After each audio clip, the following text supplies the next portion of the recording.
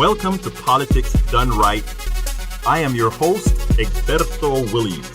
This is the progressive program that will take the mystery out of politics. This is the program that will encourage you to make sure government becomes we the people. Whether you are liberal, conservative, or otherwise, you get to air your point of view. Remember, you can also send me a tweet to EGBERTOWILLIES. That is, at Egberto Willies. Let us engage. It is politics done right. 1, 2, 3, 4. Well, folks, welcome to one more edition of Politics Done Right. I'm Egberto Willies, your host. Thank you so kindly for being a part of the show. We are going to have a great show today. It's sort of going to be a bit controversial because of an essay or an article written by the president of Indivisible Houston. We are going to go over that in detail as far as what happened with the Women's March, the national leadership of the Women's March. So I ask that you go ahead and stay with us. Daniel should be with us momentarily. He hasn't checked in yet, but I'm pretty sure that that's him on the line before. But before we get to Daniel Cohen, I just want to bring up a few things. Do remember that this is a progressive show, so what we ask you to do immediately is to start sharing. So if you're on listening right now, share. We have to beat the Facebook algorithm that is trying to suppress these types of shows. Not only on the progressive side, we're starting to realize, but some on the far right side. Now, a lot of us would say, oh, we want the right side to be shut down. No, we don't. We want all sides to be active so that we can have a true debate, true discussion, because what I do believe is that truth wins when truth is delivered appropriately. So if you're watching right now, even if you only can stay a minute or 2 or 10 or 15 or 20, share right now, please. Please go ahead and share the program. Also, do realize that this is a progressive show that needs your support. So I ask you to make sure when you get a chance, if you have the wherewithal, to go to patreon.com/politicsdoneright and support this show. So 2 things I ask of you to do is to go ahead and share this program. And secondly, go ahead and support patreon.com@politicsdoneright.com to support this show. We're here to bring progressive candidates. We have a whole lot of progressive candidates lined up for you. The election is done in Texas, so we're bringing some of those candidates in. We also are having candidates from California, Ohio, Pennsylvania, progressives that don't get aired on TV. We're going to air them there and promote them. But we also need your support. So again, share. Anyhow, what is the program going to be today about? Daniel Cohen, president of Indivisible Houston, wrote something. We're going to discuss that. But before we get there, excuse my little flabbering in talk today. Excuse the poor lighting. Some people have told me, Egberto, you need to get a lighting expert. You know what? You're right. I'll be working on that shortly so that we can get some better lighting in the studio. Bear with me on that. No, they said my head shines too much as well. They want me to use makeup. Well, we'll see. Anyhow, folks, I also want to remind you that there's a whole lot happening, and to follow the Indivisible guides, we provide those listings all of the times. Go to indivisiblehouston.org, indivisiblehouston.org. Sign up for our newsletter. It works fine. Also, you know that this is on the Coffee Party Network. So for the Coffee Party Network people, I'm asking you to go to coffeepartyusa.com and sign up. Become a member and support what we're doing. We are only going to make the change when we do what we need to do, and that is engagement. So share, please. If you're watching now, share right away.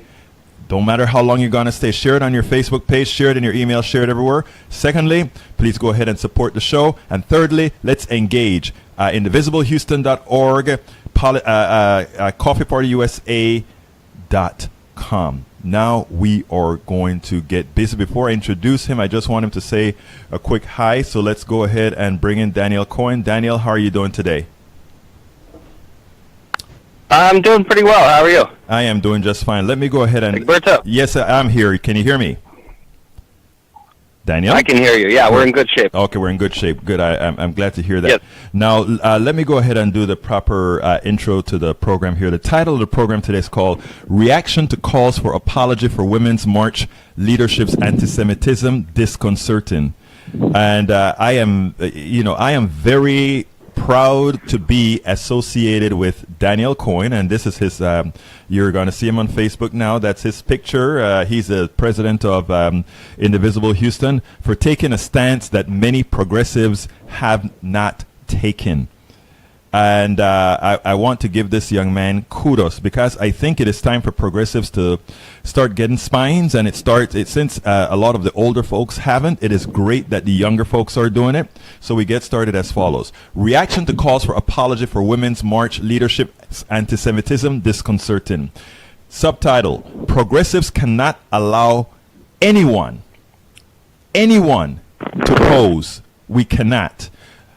Indivisible Houston President Daniel Cohen called me up a few days ago. He was irate that many who label themselves as progressives were not overtly, vocally condemning the recent anti-Semitic speech given by Nation of Islam's leader Louis Farrakhan. I have some typos in there I'll fix later.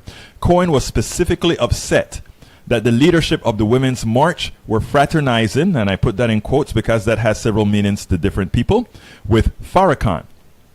I have a response that I need to get out, Cohen told me.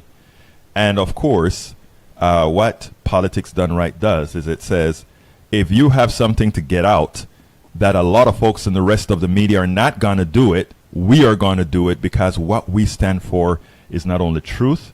What we stand for is we want to ensure that the progressive base is informed truthfully and not by faux-progressivism. That has led us astray for so long. Indivisible Houston President Daniel Cohen called up a few days ago, and he was irate that progressives were not talking out against the Nation of Islam's Louis Farrakhan. I have a response that I need to get out, he said to me. Now, many pushed back on the article. I do not know how many who are criticizing the article read it. If they have not, I suggest they do. It is time that progressives are just that, progressive. And when anyone in our ranks fail, we must call them out, and they should apologize. We can all make mistakes or screw up, but not acknowledging the problem is wrong. And that is what gives the right fodder to point us out as hypocrites, not confronting it directly. So the right wing can't come at us if we confront the problems that afflict the entire society as a whole. We have to address those problems. I called out black ministers who were against our trans and gay friends when they were instrumental in killing Hero. That was an evil discriminatory act that they themselves went through or should be aware of at all times.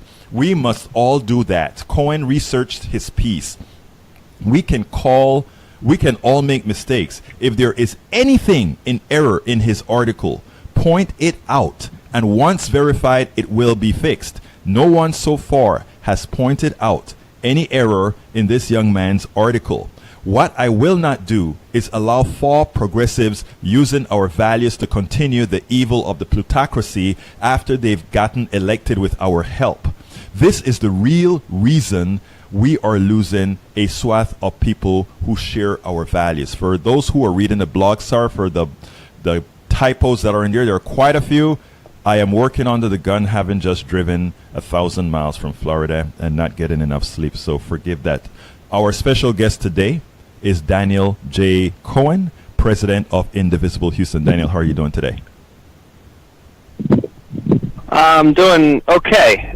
This is not my favorite thing to address, but I'm doing all right, and it's always good to have a civic engagement conversation with you, and I'm looking forward to trying to clear some of this with people so that we can have an open and honest conversation, and that's all I can ask of anybody. Okay, now what I'd like you to do first is to set up this piece, Daniel. It's very important. What I did is first of all, the article that Daniel wrote is the blog of the week. So if you go to our blog post, it is the blog of the week. Forget about the typos in the blog post. It will be fixed later on. But the blog of the week is a very long and detailed article written by Daniel Cohen. Daniel, set up the piece.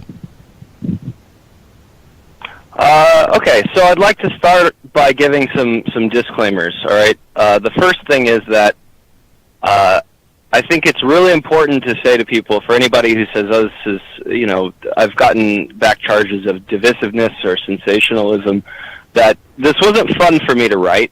I don't enjoy writing pieces like this. I don't really have a good time addressing anti-Semitism. I always feel a little bit better when I'm fighting injustice, but I don't enjoy pointing it out from people who I think are supposed to be friends in terms of coalition building friends, right? I don't have a good time with it. I don't have a good time with sensationalism. I would prefer that we be able to fight for justice and truth and liberty for all without having to go through that. So I didn't write it because that's what I wanted to do with my evening. It's 2,700 words. There are lots of other things that I could be doing. But here's what happened. At the Savior's Day rally, which is a yearly rally for Louis Farrakhan's organization, Tamika Mallory, who is a Women's March founder, attended as Louis Farrakhan delivered a speech that could have been straight out of Mein Kampf. It sounded like Adolf Hitler or any other anti-Semite that you've ever heard before. I got to stop you right there. Let me stop. He said that when the world... I need to stop you right there first, Daniel, because I need to stop you for 1 second, because one of the things that we as progressives do a lot of times is assume people know what we're talking about. So you just mentioned that the one of Hitler's book and so forth. So when you say those things, please kind of give a little bit of background for the people that are listening to the show, because they're not all as smart as you are, or not necessarily smart, but as aware of these particular issues as you are.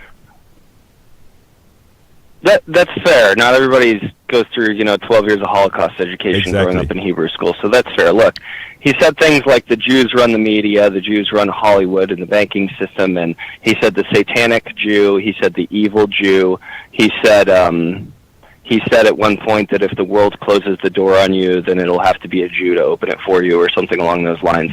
It was a textbook anti-Semitic speech, or anti-Jewish speech. And it resonated, horrifyingly with me. It was only really brought to the media attention by Jake Tapper with CNN, and it echoed some of the nastiest stuff that's ever been put forward in history. And it's speeches like that are the reason that we have to keep talking about anti-Semitism, because it's not going away. It just keeps rearing its ugly head. So those are the kinds of things that Farrakhan was saying. If he had said it about pretty much any group I can think of, I think that the reaction at this point would have, I hope at least, it would have been roundly condemned. I know that the left would have roundly condemned it. He also said during the speech that the Jews are responsible for the ideology that allows men to turn into women and women into men, which was a shot at the trans community. This is not all entirely new for Louis Farrakhan, but this was perhaps his most directly smoking gun anti-Jewish speech that he's ever made. The problem that I have, and where Women's March National comes in, is that Tamika Mallory attended the speech, was given a shout-out during the speech, took a selfie of herself with the crowd behind her, took a short video clip, put the selfie and the video clip on Instagram, and walked out at the end of it, as everybody else did, like nothing happened. And I waited to see, and then Jake Tapper covered it. So I waited to see how the national organization would respond to it. For anybody who knows about the Women's March, it is a decentralized organization. So the Houston Women's March or Dallas Women's March or anything else doesn't answer to a national group. The national group is its own thing. Indivisible works that way as well. So it's decentralized. So I'm speaking specifically of the national group. I'm not talking about a city group. That's up to them. Everybody's different. I acknowledge that, but I'm talking specifically about the National Women's March founders and how they've reacted in the aftermath. Tamika Mallory has been defensive. At one point, she referenced the enemies of Jesus, which, if anybody knows what that is, sounds more or less like a dog whistle. And I'm assigning it that value because I think we have enough evidence to do so, and it's in the article. Linda Sarsour has defended Mallory instead of acknowledging any wrongdoing with having one of their founders get a shout-out from Louis Farrakhan during an anti-Semitic speech. and their organization as a whole has been mostly silent.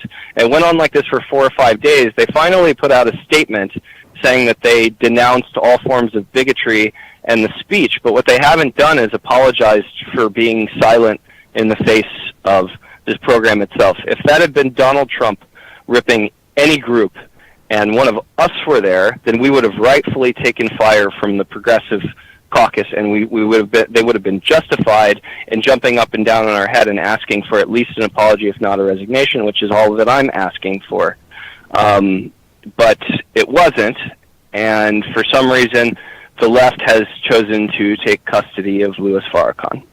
Now, I think one of the reasons that I did this show is because we started to get messages where some people were accusing, I guess, you for writing the article of being divisive in the progressive base, as if that would create a problem. But before I go there, I want to remind folks, this is a call-in show. The telephone number is 646-716-5812. If you have anything to add, if you even want to disagree with anything that that Cohen is saying, give us a call as well, 646-716-5812. Also, do remember that this is a progressive show that we promote online and elsewhere. Please go ahead and share this show if you're listening to it right now. It is very important that you do that so that the Facebook algorithms work appropriately with shows like this to ensure that it gets the visibility that it needs. And thirdly, please do remember to go ahead and support shows like this, like Politics Done Right and other shows that are online. We have the information there that you can provide whatever support you want to help keeping progressive media out there,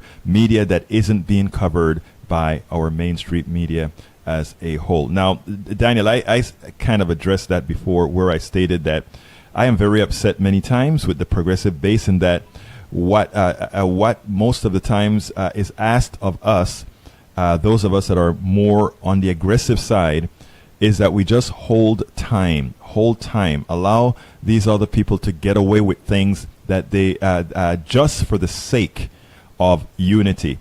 And my problem is, what we've been doing for the sake of unity really has, from the other side, they've used it to hammer us. And something like this, it is not at all difficult for the right to use to show that, look how progressive they really are. For these people to not come in support of one of their coalitions when being attacked by another piece of supposedly their coalition. And you say? Oh, I have two things to say to that. First, I mean, I believe you're absolutely right. The first thing that I'll say is go look at go look up the press coverage of this event, and what you'll see is that the left, that the cat has the left's tongue on this, is what the right is saying about us. And unfortunately, we're giving them credibility by not saying anything. And when I say something, apparently I'm getting blowback for it. So I think that we are, unfortunately, we've added credibility to their argument. If we had said, by saying nothing, we've created a bigger problem than having the honest and difficult conversation, which is that if this were any other circumstance, then we would have all reacted differently. The second thing that I'd like to say, just very clearly, which I say in the article as well, and I encourage everyone to read it, please, before anybody launches into anything, because I can tell a lot of the feedback that I'm getting, when people say, oh, it's about Israel, I mean, nothing in the article is really focused on Middle East policy. If Louis Farrakhan had dogged Israel's state policy, I wouldn't have written the article. This was about the Jews. That's why I wrote the piece in the first place. I was happy to help pack the airport at IAH in defense of Muslims, and before that, I stood up and denounced Donald Trump's superheated, jingoistic, hyper-nationalist, racist rhetoric that blood-libeled Muslims. I was happy to dog Dan Patrick for alongside the trans community. I've marched with United We Dream over and over and over again. I've attended numerous groups that fought for not only reproductive justice but women's rights over and over and over again, and I do my very best to try to do that well. And when I do make a mistake, then people point it out to me, and I apologize for it.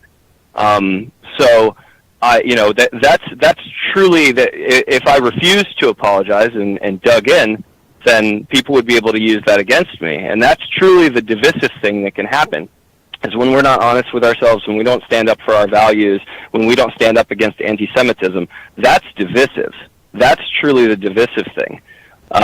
Because we don't, this is not what the right like. The right does love to see the left have infighting, but the right also loves to use the left's plausible hypocrisy against itself. If you don't believe me, go look at the headlines surrounding this topic. They're calling us hypocrites, and they're using it against us, and we left the flank open for that. I mean, there's no doubt that this was hypocritical, right? Because again, if you have somebody, and again, it look, right to yesterday, or rather earlier last week, it had to do with the attack on Jews by Louis Farrakhan. The same applies to Hero with the ministers, and I mean, it's a lot of different people that came out against the Hero in the evangelical communities. But I focused on black ministers simply because they should have known better, given what they've gone through for their own civil rights. Now, so I wanted to cater this show in sort of a not simply on something that is done, let's say in this particular case, anti-Semitic, but something that we have a problem with in the progressive community. And what I try to explain to folks many times is that the progressive community is a reflection of the United States, just like any other community. And the same ills that we have in other communities,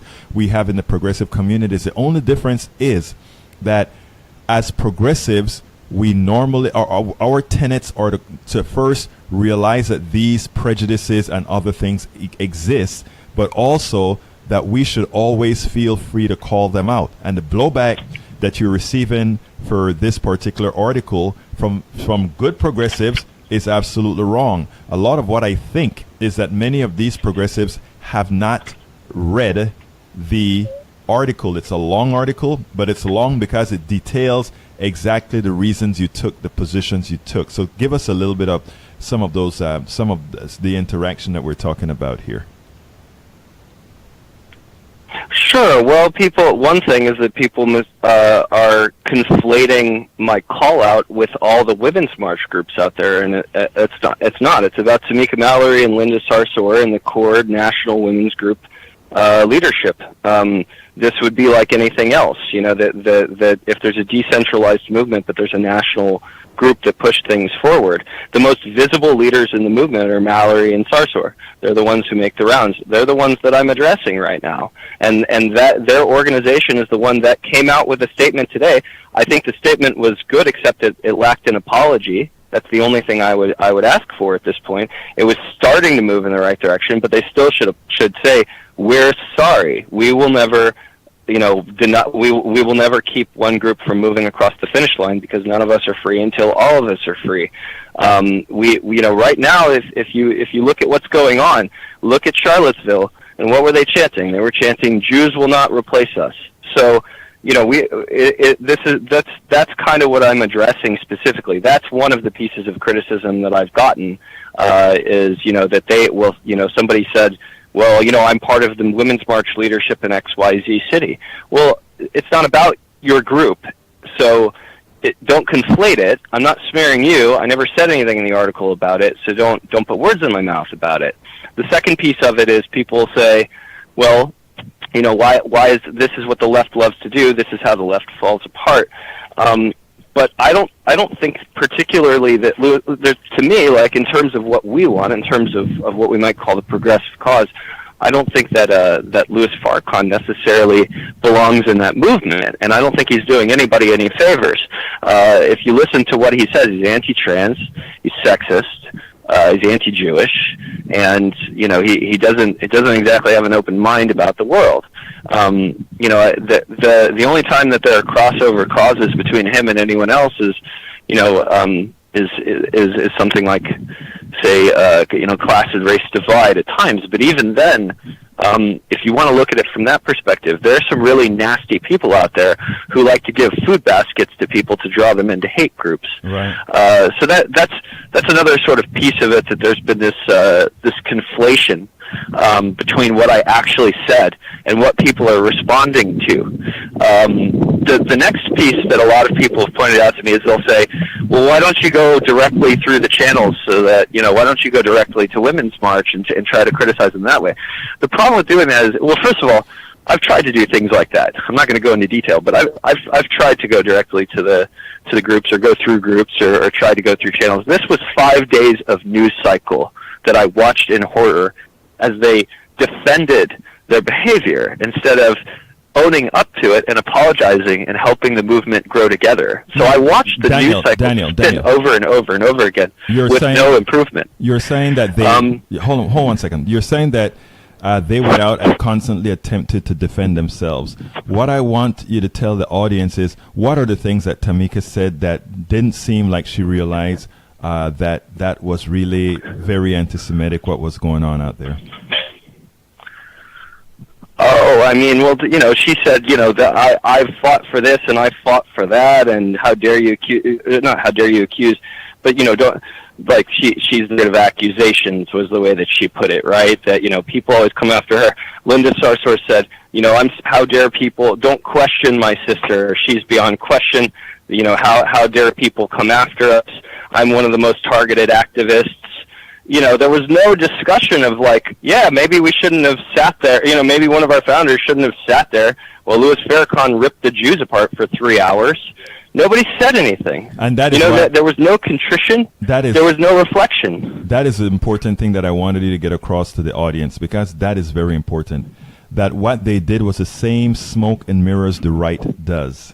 In other words, you ask, why didn't you address the problems of Louis Farrakhan attacking Jews? And the first thing they said is, why are you attacking us? We have done X, Y, Z. We're not talking about you. You have done a lot of killers have done good work. A lot of bad people have done good work.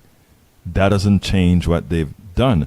So I mean, I think one of the things that your article is important about is that it focuses on the specific issue. I don't care who you are, what you are, or what you do. If you go ahead and have somebody attack another one in that coalition in an anti-Semitic manner, that, again, we all make mistakes. In the heat of the moment, folks may do something. In the heat of the moment, you may be, in the heat of the moment, you may not want to react because you are scared. It is okay to say, my reaction was wrong because I was scared in that crowd to do anything. That's an excuse. I mean, it is bad, but it's an acceptable excuse. But don't defend your silence. Your silence is just as your silence is complicit as well. Daniel. Absolutely. Honestly, all I'm asking for and all I've asked for from the beginning was that I said apologize or resign. That's all I said. I don't think it's too much to ask for. I didn't dog her for. In fact, there are other statements in the history that Linda Sarsour has made that I could have probably brought up, and they were on the line where I was like concerned about them, but I didn't write a heated piece. I've given a lot of room to a lot of I think that coalition partners. Let me tell you why I think that was important. That was important because there are a lot of people, including yours truly, that have severe issues with Netanyahu and some of the policies that he has, but we don't want to get that conflated with anti-Semitism, and we don't want that conflated with any other issue. You can have policy differences, you can have political differences and all these other types of differences, but when it comes to a racist thing, you have to call it out on all sides. And I call out Jewish racism as well. Let me be frank with you, Daniel. When that occurs, just like I call out black racism, I call out Jewish racism, I call out a whole lot of stuff. I call out Palestinian as well, everything. But you have to be fair and you have to be fact-based in what you're talking about. Daniel. 100%. The Netanyahu regime is crooked and horrific. Everybody, the fact that his speech at AIPAC was disgusting. But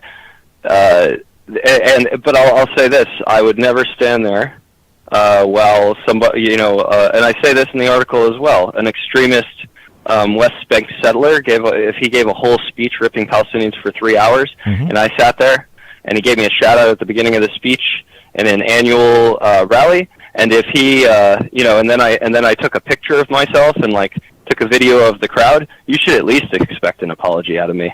That's it. Really, it's and you can replace that with any group under fire, you can replace those circumstances. Just try it. Try it like a math problem where you replace who's got under attack, where it is, and every single time you'll find that it was absolutely wrong to do. Yeah, no, I have no doubt. When you called me up and when you sent that piece for publication, I thought it was, there was no doubt that was going to be out there. Absolutely no doubt. In fact, it's not only going to be out there, but I think, especially after talking to you and hearing it in this context, it is an article that must get some more circulation. So that has to be done as well, because I think it's important. You can't. We are at a time this is a time right now before the election for people to make their stance. And it is time for progressives not to be scared about addressing real issues for the fear that somehow it's going to break the coalition. If it breaks a coalition, that means you ain't got a coalition.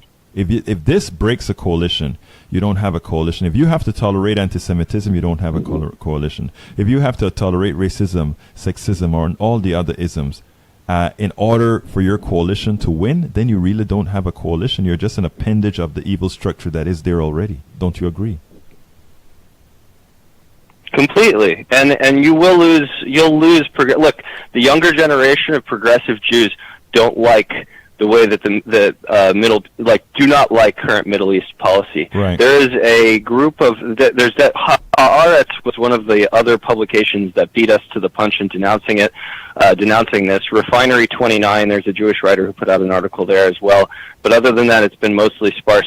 Most of the people who identify with like reading publications like Haaretz in Israel are not like happy. They're basically, they find themselves, they think that everything is horrible and they're trying to tilt things.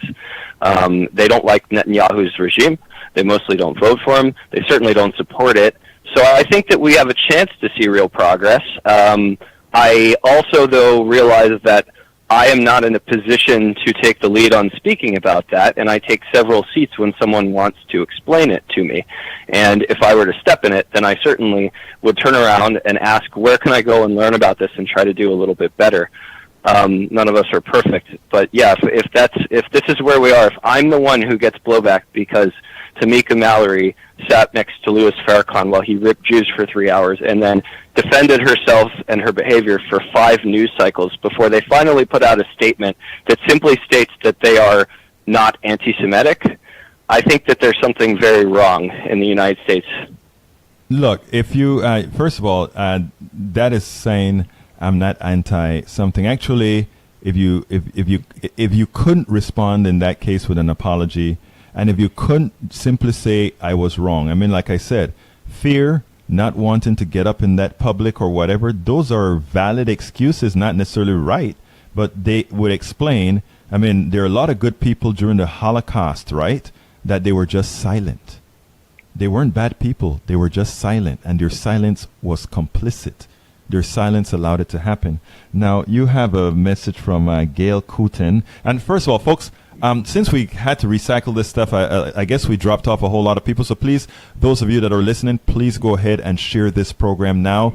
Get this stuff requeued in the Facebook databases. And likewise, do remember to support these shows. Anyhow, you're kind of blowing some ear, Daniel.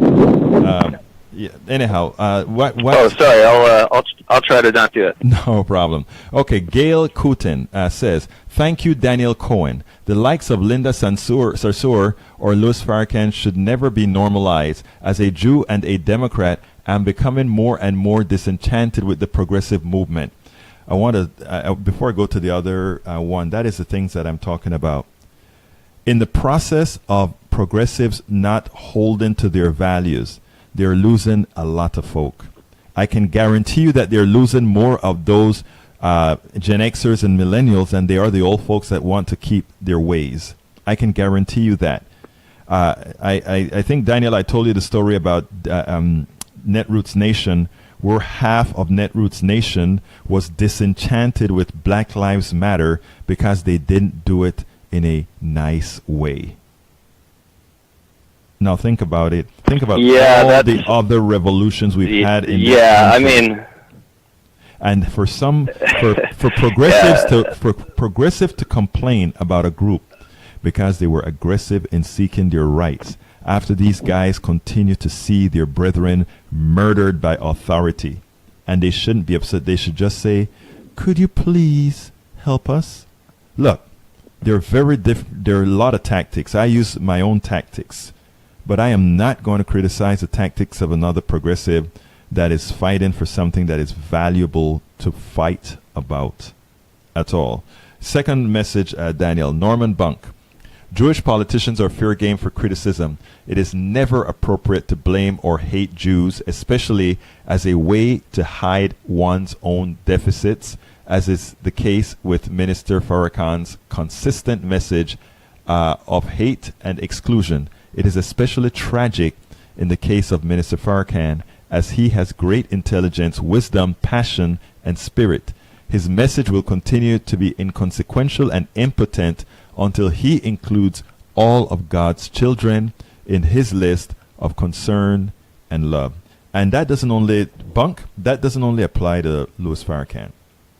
That applies to the evangelicals, because I don't want to fall into the same trap many folks would fall into, and that is bring down the gun on Louis Farrakhan. Well, there's I shouldn't use a gun, especially in these days, but there's a whole lot of different groups that it should be brought down on. Louis Farrakhan is one small, very, very small portion of it that is blown up because he's a progressive and they can use him as a label. Well, no, he's not a progressive.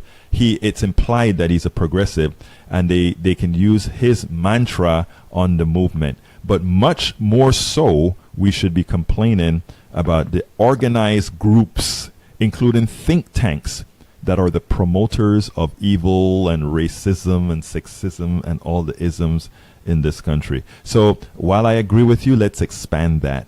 It's not just Louis. It's not just a few of the alt-right groups. It's a few of us within the progressive movement proper. Daniel.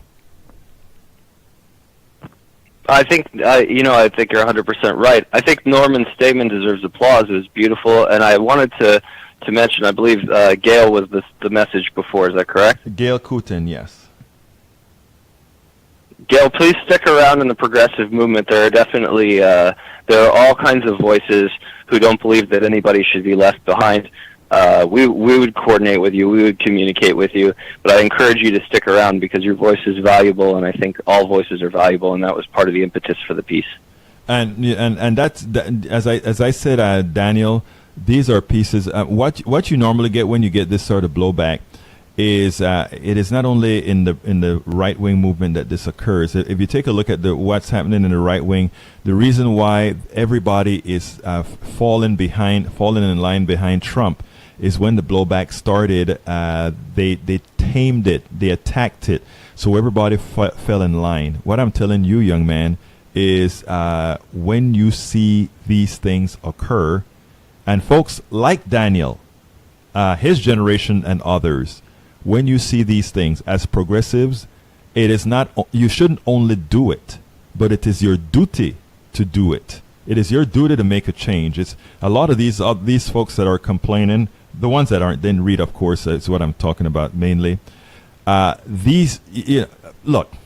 I am always, what I like to see is when people do things and we have results.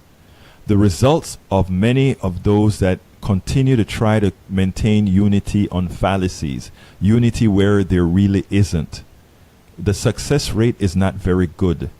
If you take a look at what has happened to the progressive base over the years, it hasn't been good, and it hasn't been good because after Ronald Reagan, we have become dishonest. We couldn't believe that an actor preaching conservatism won the hearts of so many, including so many folks that considered themselves Democrats or progressives. We couldn't believe it. And that for the last 4 decades has tarnished progressivism. That has made many folks do what Clinton numero uno did on this thing called triangulation and coming up with organizations like the DLC, I think it's called. Are you familiar with that one, Daniel? The Democratic, I don't remember what it's called, but it was an organization. Yeah, the Democratic Sure, the Democratic Leadership Council. Yeah, came up with these types of structures. They used to move. Go ahead. Sure, they used to move to the center. I never liked that position. And it was a big, it's the constant debate of whether to move center or whether to stay left or what's acceptable and where the line is. The centrist accuses the left of purity tests, and the left accuses the centrists of folding. So yeah. The idea is, folks, for me, it's not even an argument because. I have many different positions and I don't fall in line with necessarily any particular position. The thing about it is, as progressives, that's what we offer. As progressives, we have, one of the things we have is ample thought, the ability to think things through and change things to make things better. So, that for me is an immutable point. Now, that said, Daniel, do you have anything else to add about this, about your what I'm going to call now the Cohen memorandum, and then I want to run to the elections after that. Just the last thing, I just want to reiterate a few things. One, this is about the National Women's March leadership. This is not about the leadership in any particular city. Two, I'm calling for them to either apologize or resign. And three, that I would like it if the individual cities would distance themselves from the statements and from the behavior that the Women's March has run through the last 5 news cycles. And finally, I'd just like to reiterate that this isn't easy. None of this is easy. It's not. We have a lot of work to do. We have a lot on our plate right now as activists, as progressives. We have a lot that we're trying to accomplish, and we're not going to accomplish it all in our lifetime. We already know that.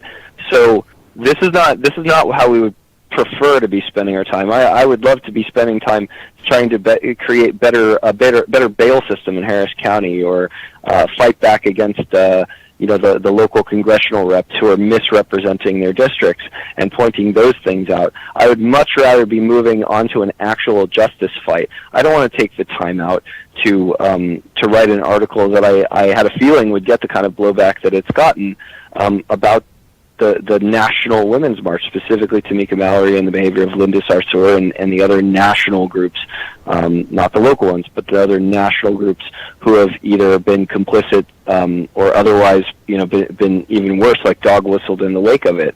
So I don't enjoy this necessarily. I always enjoy talking about important things, but I don't enjoy talking about this. So I hope that people take that to heart and really understand where I'm coming from. And I hope that the next time an article gets written by this, when somebody inevitably makes a mistake on the left, that it's received differently, and that people take an approach where none of us are free until all of us are free.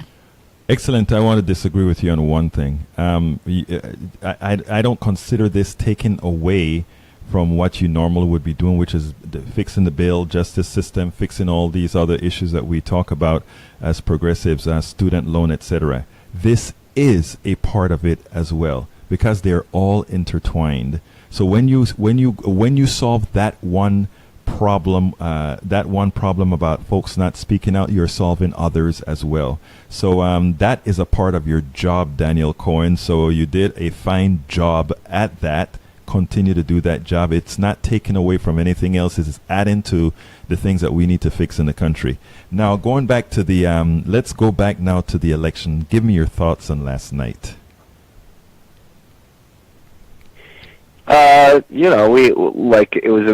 It's a mixed bag in terms of progressivism, and Indivisible Houston is nonpartisan. We don't get into electoral politics, so I always want to make sure to put that out up front. But we tend to have very strong feelings in terms of how issues turn out. We saw that Texas turnout is up. We see that it's more balanced between the parties. It's still 3-2 Republican over Democratic. So there are people who are fired up and engaged. Some of the candidates that were at our watch party won, and some of them didn't. And the ones that won, we patted them on the back, and the ones that didn't, we patted them on the back too, to just say, hey, you gave it a good ride. Running for office is an activist thing to do, and there are lots of people who chose to pursue activism by running for office. We had more candidates in the state of Texas in these primaries than I think we've ever had, really. And we have some super hot runoffs coming up. So now, give me your. I think it's going to be interesting. Give me your biggest surprise from last night.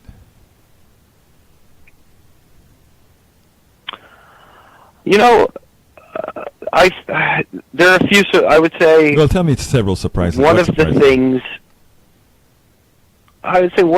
that surprised me was that there's been a lot of national attention on TX07 because of the involvement of the DCCC, but we have a very robust primary in another district, which is District 22, which is mostly Fort Bend and cuts partly into Pearland, Harris County.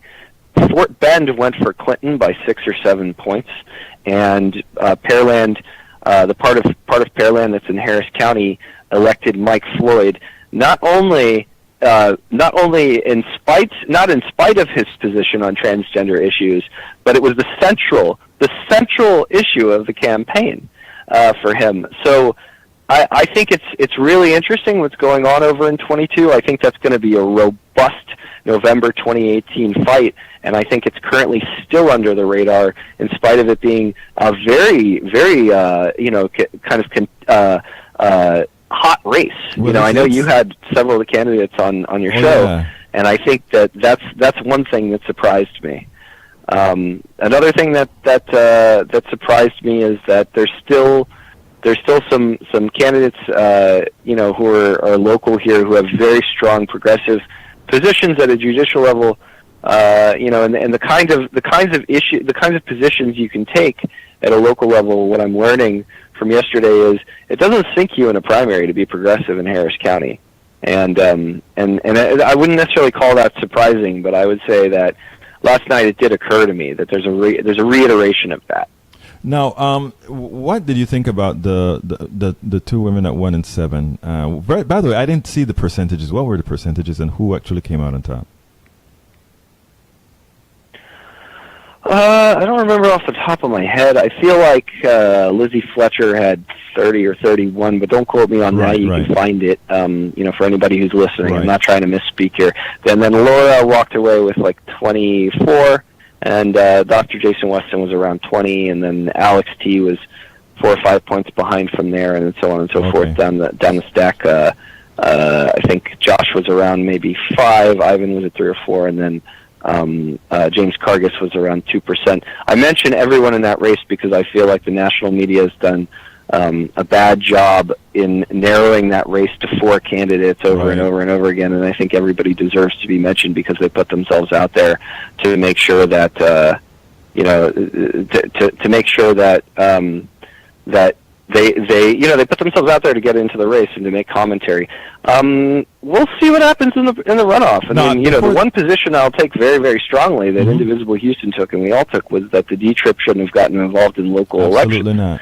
It's not their place. They don't have anything to do with it, and we don't want that to happen. Now, some people have said, well, why aren't you saying things about other organizations? OR is a national organization, or why aren't you saying things about other organizations that had a loose vetting process? And the only response I would have to that is twofold. One, if we wanted to call out every group in the world that had a loose vetting process that was involved in a nationally profiled race like TX07, we would have to literally give up every other fight that we have. We don't have the resources to do that. Sorry, it's just not going to happen. But two, the difference in this case is that the party's a referee. That's the big difference. When you get the support of an organization, you can criticize that organization. Absolutely. I think that people can have debates about that. But the reason we came out so strongly is that this is a party primary and a party organization got involved. And we don't think that that's fair. We think that in the name of strong, fair, democratic elections with a small d, that people should have the right to choose the people who represent them, and it's not fair for a big, overarching ivory tower beltway organization to get involved. But it's even worse than that, because what they did is assuming that Moser were to win, they created a commercial for the right to ensure that almost the person would have problems winning. So I mean, they did it all wrong. Even if they wanted to oppose, they did it all wrong. So it was just surprising what happened there. Now, let's talk about the numbers. I hadn't seen what the numbers look like as far as how many Democrats. I know Harris County, more Democrats voted than Republicans. Is that right? That is correct. If I remember right, what was it? I think it was around 170 to 120, something along those lines in the Democratic primary and the Republican primary. Of course, we know that Harris County turned blue by quite a lot in 2016. There were a lot of people who put in those efforts. So Harris County is actually turning bluer and more progressive, particularly as some of these city policies, and when I say city policies, I don't mean from the city of Houston, but urban and right. mindset and influence, are starting to have some positive effects. Right. I think people are seeing some pathways forward for real vision and progressivism in the city of Houston, and that's why they're voting in that direction. We'll see what happens here with the county seats this time around, because you aren't just voting for parties, you're voting for individuals, and right. we'll see how many people break ballots and where all of that goes. But Harris County is a blue county. But the state of Texas, as we all know, it was 1.5 million Republicans. It was a million Democrats. So it seems like it's 3-2 Republican to Democratic count. I heard you say at the that state number level, which is actually I am not sure. What are you talking about? Registered voters? That's what we have a breakdown of right now, 1.5 to 1? No, it's primary turnout. Okay, primary so, turnout. So you're saying more Republicans still turn out? Now that, believe it or not, that's closer than we've seen in a long time. So. Yeah, but I didn't realize that that statewide, that more Republicans showed up to the polls than Democrats. I didn't quite realize that it was only places like Harris County and maybe Bexar County and what is the county for Fort Worth and Dallas? Dallas County. I thought Tarrant County and Dallas County. Right, and then Travis, of course, for Austin. So you're saying in these primaries that we just got through, there was still a 2-3 breakdown in favor of the Republicans. That's what the end result was, and it happened. It all turned on Election Day. Actually, the early voting was Democratic, 10-1 Democratic. I don't remember the hard numbers, but yeah, it was very, very Democratic, and then the Election Day voting was actually more Republican, and that's what turned it. Now, we'll see where all of this goes in general in the state, and we'll see where, how this whether or not this is a microcosm of the nation or what happens. And regardless of who gets into office, if somebody's screwing around and they're not holding down any kind of progressive position, or if we think that they're doing something wrong, we're going to pressure them back into line as quickly as possible, and we'll speak up. That is our job. Look, Daniel, I do appreciate you spending this hour with us on Politics Done Right. I also want to tell you that you have the full support for that article that you wrote. I think it does the progressive movement it would do the progressive movement very well to take heed to notices like that coming from folks like yourself on issues like this. Thank you so kindly for having been here, my friend. Thank you for giving me the opportunity to talk about it. I appreciate it. Absolutely. You take care now. Folks, this has been one more edition of Politics Done Right. Please do remember to share the program, whether you're watching it live or watching it on Facebook after it's been posted or listening to it on a podcast.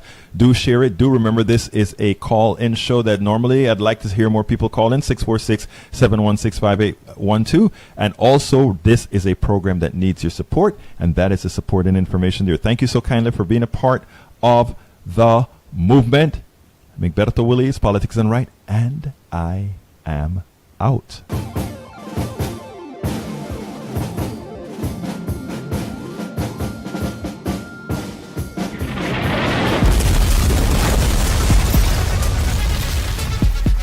Welcome to Politics Done Right. I am your host, Egberto Willies. This is the progressive program that will take the mystery out of politics. This is the program that will encourage you to make sure government becomes we the people. Whether you are liberal, conservative, or otherwise, you get to air your point of view. Remember, you can also send me a tweet to EGBERTOWILLIES. That is, at Egberto Willies. Let us engage. It is politics done right. 1, 2,